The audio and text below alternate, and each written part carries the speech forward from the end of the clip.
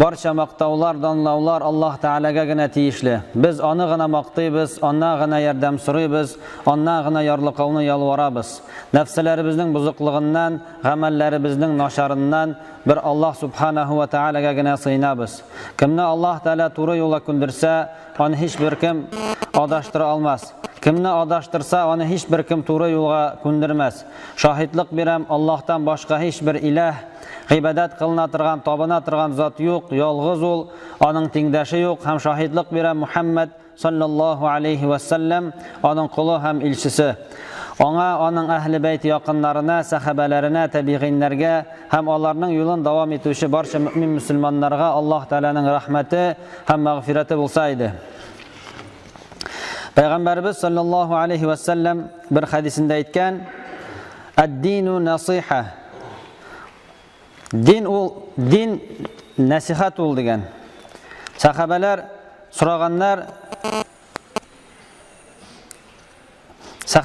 so'raganlar kimga qarata deb, ya'ni kimga qarata ol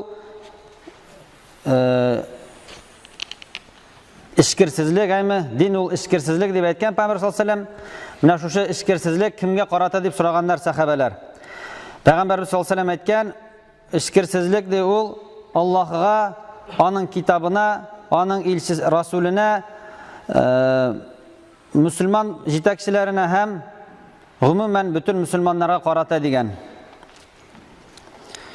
Abu Bakr al-Muzani rahimahullah bulay degan. Abu Bakr radıyallahu anhuni urazada, namazda boshqa sahabalardan üstün etmedi. Lakin onun ko'nglida shunday narsa bo'ldi de. Mana shu aybir onu üstün etdi de. Ha onun ko'nglida de Allohga qarata muhabbat, ham onun mahluqlarına qarata ishkirsizlik bor edi dedi.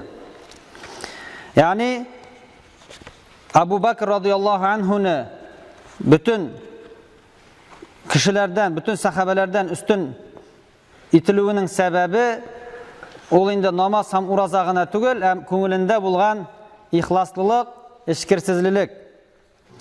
Şunun sebepli indi ol bu dünyada da cennetke kirişler, bu dünyada ona indi cennetke kirivi turunda Peygamber sallallahu aleyhi ve sellem haber etti.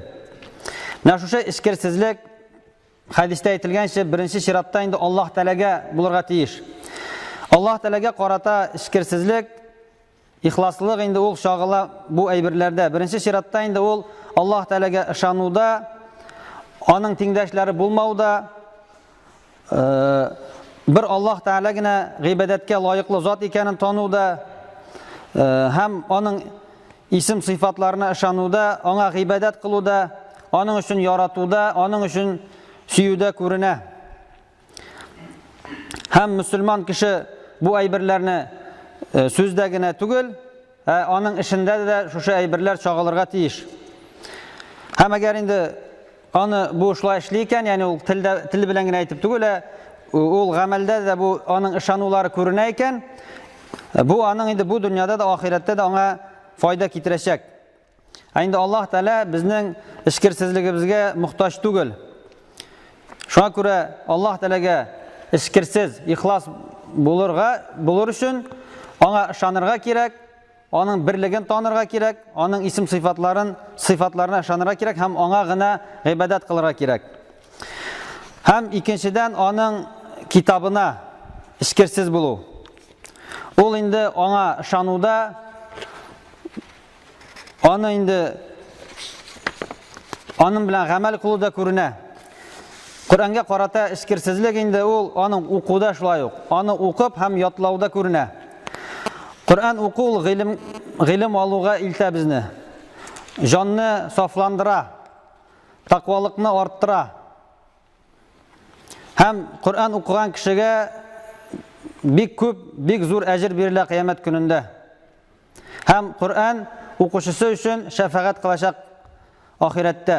Payg'ambarimiz sallallohu alayhi vasallam aytgan: "Iqra'ul Qur'an fa innahu ya'ti yawmal qiyamati shafi'an li ashabihi."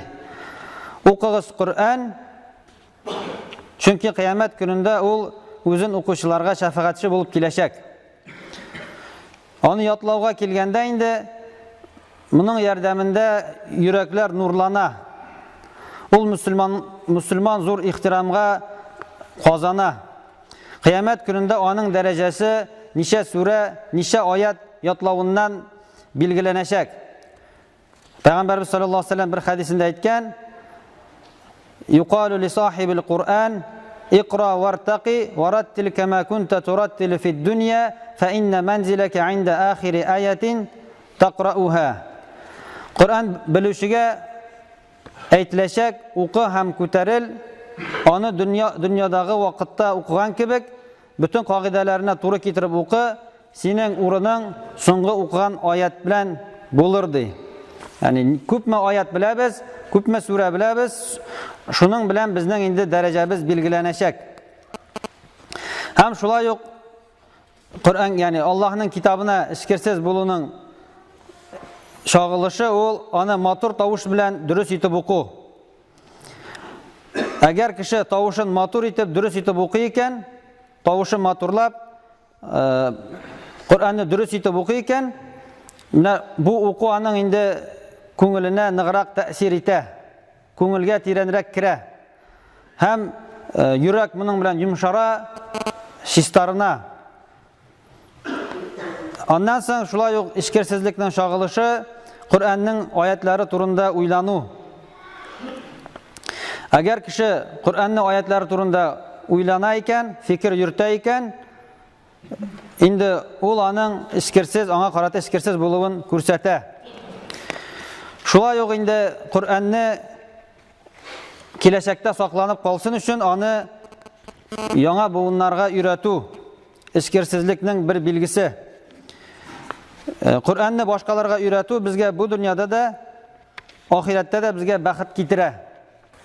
Ham Qur'onni o'rətuvchilar, ham o'rganuvchilar ular eng yaxshi kishilar. Chunki payg'ambarimiz sollallohu alayhi vasallam aytgan: "Xayrukum man ta'allamal Qur'ana va 'allamahu."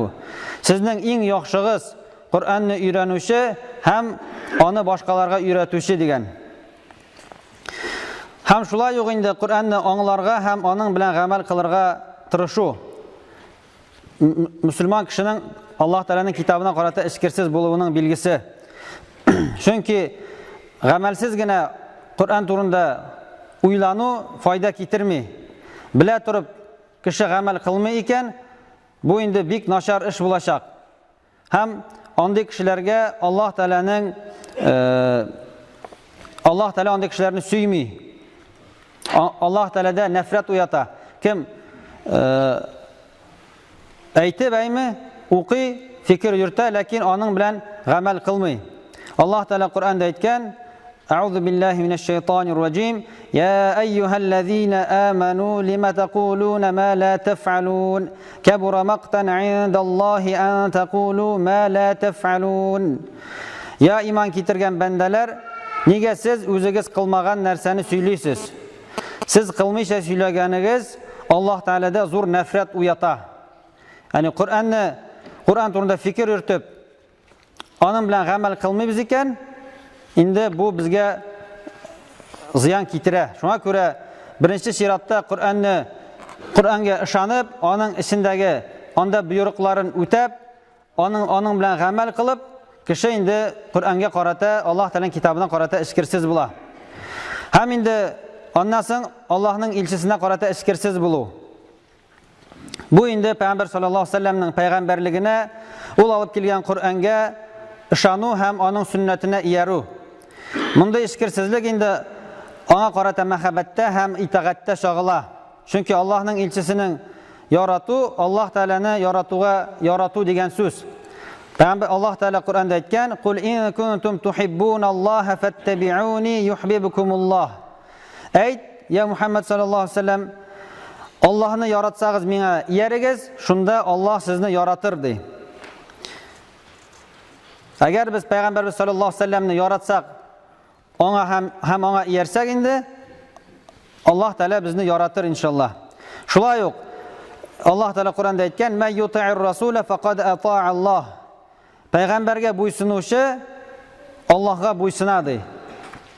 Yani Peygamberimiz sallallahu aleyhi ve sellem vafat bo'lgandan so'ng endi ona ishonu aymi Peygamber sallallahu aleyhi ve sellem'nin peygamberligine ishonu, aның turmuş yolun öğrenu, ahlak sıfatların özüngde buldururga tırıшу, onun sünnetine iyeru, hem onun sünnetini taratuğa, yalgandan, ana yalgan yani bidagat kişilerden, bidagat nerselerden yirak bulunu Peygamber sallallahu aleyhi ve sellem'e onun ilçisine, Allah Teala'nın ilçisine karata iskirsizlikni kursata.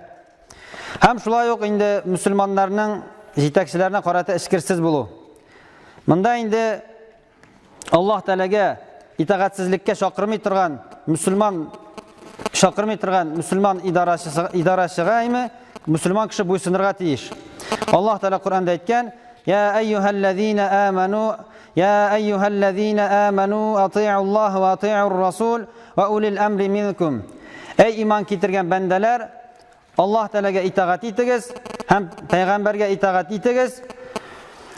Şulay yok sizning orada Qur'on bilan amal qilib, Qur'on dalillari bilan amr etuvchi hakimga itoat etingiz deb aytadi. Ya'ni agar endi Allah Teala'ga bo'ysunmasqa chaqirmay turgan musulmon idorachi bo'lar ekan, musulmonlar ona bo'ysunirga tegish. Chunki u musulmon jamiyatiga foyda keltiradi. Butun musulmonlarni birga yig'ib, o'zining qo'l ostida ularni birdam etib tuta, kishilarga foyda keltiradi. Shuning uchun biz ularga bo'ysunirga tegishmiz. Ham shulay umuman butun musulmonlarga qarata iskirsiz bo'lu. Bu endi musulmon kishi o'zining qardashina bu dunyoda da, oxiratda da foyda keltiradigan narsalarni ko'rsatuvi. Ya'ni musulmon kishi o'zining qardashina o'zina tilaganini tilov, ona yordam etu, ona nasihat beru. Shulay endi bu onun so'zindagina tugul, amallarida da shog'ilirga tegish. Musulmon kishi ya'ni o'zining qardashina har vaqt yordam eta, uni turli kimchiliklarini yashira, ona foydali kerakli kengashlar bera. Agar musulmon kishi shulay ishlaykan endi, u endi o'zining qardashina qarata iskirsiz bo'lar. Shulay Payg'ambarimiz sollallohu alayhi vasallam aytgan: "La yu'minu ahadukum hatta yuhibbu li akhihi ma yuhibbu li nafsihi." Sizning birigizda to'g'ri iymon, komil iymonli bo'lmayashaq, hatta o'zina tilaganini qardashina tilagancha degan. To'g'rilarning birisi aytgan, qardashina ko'zga ko'z kengash beruvchi iskirsizlik ko'rsata, uni butun kishi oldinda va'zlovchi qardashin shiltaligina degan. Ya'ni musulmon kishi o'zining qardashin har yoqlab yoqli, uni kimchiliklarini yashira, ham endi o'zina tilaganini tili. Alloh taolo barchalarimizga da iskirsiz bandalardan bo'lirga, Alloh taolaning qo'shganlarini o'tab, tiyilganlardan tiyilib, shin mu'min musulmon bo'lib yasharga ham o'lirga nasib aylasaydi. Barakallohu lana va lakum fil Qur'anil azim va nafa'na va iyyakum bil ayati va zikril hakim innahu huwas sami'ud du'a.